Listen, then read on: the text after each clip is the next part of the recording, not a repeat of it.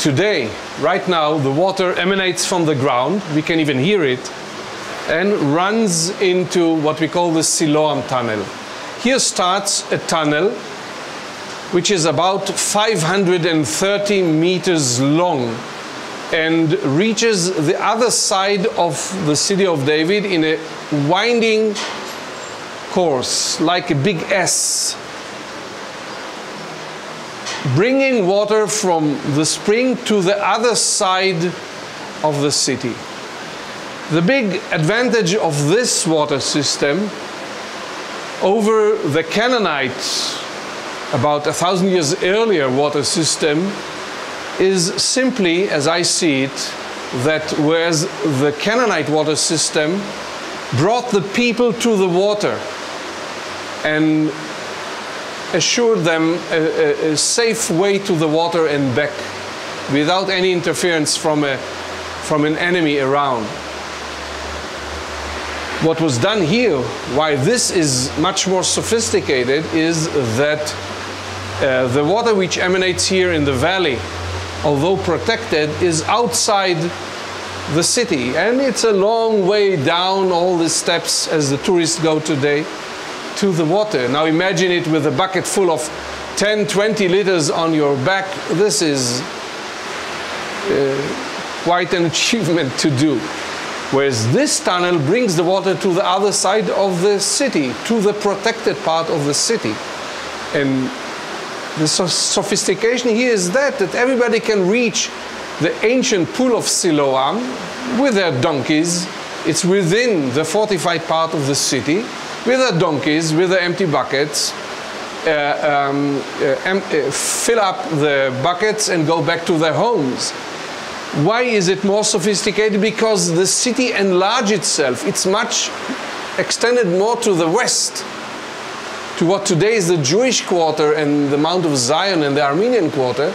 And from there to reach the water on foot is much more difficult than to do it with donkeys or so.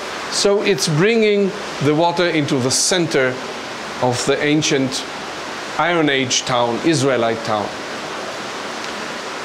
It's actually the first aqueduct of its kind. If you go to the books on ancient engineering, on water engineering, you'll find all of them starting with the Shiloah tunnel, because it's the most ancient one. It is dated simply with the help of an inscription which was found incised on the rock wall on the other end of it. We are at the northern end of it. At the southern end of it, 530 meters away, was an inscription incised on the rock in ancient Hebrew. It was extracted. It is already more than 100 years in the museum in Istanbul. You can see it there, and it describes more or less the day in which the cutting of this tunnel was finished, when only 3 cubits were still missing or to be cut somewhere in the center, cut by 2 groups of workmen cutting from both sides. And it describes probably the last days when they felt their way through the rock to a successful meeting. And since then the water doesn't flow anymore through the Canaanite channel, but flows to this direction, to the other side of the city. The Shiloah tunnel, cut from the spring where today the water runs through to the other side, to the pool of Shiloah, is an engineering undertaking which is actually difficult to explain, even today. We don't have yet the entire explanation to it.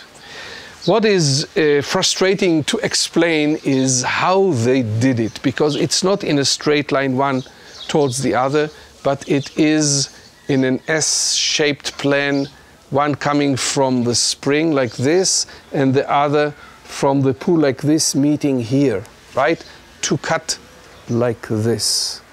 And mind you, you can do 2 mistakes on the way. First of all, that one crosses next to the other and don't meet. And they can do also a mistake in level, and one crossing above the other and without meeting in the rock down there. And neither of these mistakes happened. They met finally with a small, very tiny margin of error, which is a few centimeters to each side and in level of about half a meter. That's all.